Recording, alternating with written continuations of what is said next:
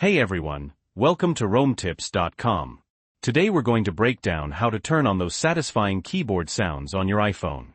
First up, let's dive into the Settings app. Just open it up and then scroll down until you see Sounds and Haptics. Tap on that. Alright, now scroll all the way down, almost to the very bottom, until you find Keyboard Feedback. Tap on that too. Here's the magic. Simply toggle on the sound option. That's it for the settings. Now, important detail. To actually hear those keyboard sounds, your iPhone needs to be in ring mode. So, swipe down from the top right to open your control center. Make sure your phone isn't in silent mode. The little bell icon shouldn't have a line through it. We want to be in ring mode.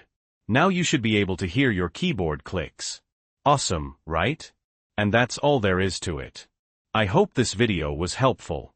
If it was, please leave a like. And if you have any questions or comments, leave them down below. This was based on my own experience. And remember, you can find useful links in the description below. Thanks for watching.